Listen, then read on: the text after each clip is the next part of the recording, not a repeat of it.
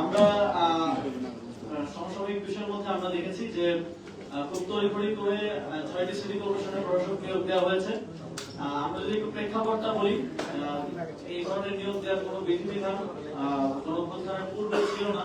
গণঅভ্যুত্থানের পরে যখন অন্তর্বর্তীকালীন সরকার দায়িত্ব নেওয়ার পরে দেখা গেল যে বিভিন্ন সিটি কর্পোরেশন পৌরসভার মেয়ররা জনপ্রতিনিধিরা পালিয়ে গেছে এবং অনেক জায়গায় ফ্যাসিবাদের দোসররা সেই জায়গাগুলোতে বসে বসে দেশের পরিস্থিতি অস্থিতিশীল করার চেষ্টা করছে। তখন সরকার এই বিধানটা করে যে সরকার চাইলে যে কাউকে প্রশাসক হিসেবে অপসারণ করতে পারে মেয়রকে এবং প্রশাসক হিসেবে নিয়োগ দিতে পারে।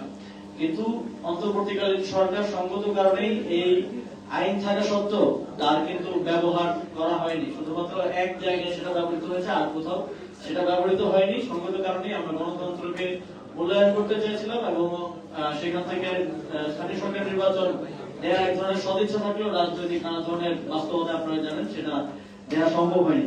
কিন্তু আমরা দেখলাম যে রাজনৈতিক সরকার দায়িত্বে আসার সাথে সাথে যেখানে জনগণের ভোটে নির্বাচিত জনপ্রতিনিধিদের থাকার কথা, সেখানে তারা তাদের দলীয় বিভিন্ন সময় বঞ্চিত কিংবা নির্বাচনে হেরে যাওয়া প্রার্থীদেরকে এক ধরনের সেখানে প্রাইস পোস্টিং করলেন এবং ৬টি সিটি কর্পোরেশনের প্রশাসক হিসেবে নিয়োগ দিলেন।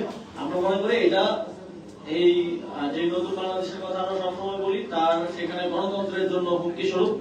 এবং আমরা মনে করি যে দীর্ঘ ১.৫ বছরেরও বেশি সময় ধরে স্থানীয় সরকার প্রতিষ্ঠানগুলো জনপ্রতিনিধি শূন্য এবং এর ফলে দেশের জনগণকে প্রত্যেকটা ছোট ছোট কাজে নাগরিক সেবার ক্ষেত্রে ভোগান্তির শিকার হতে হয়।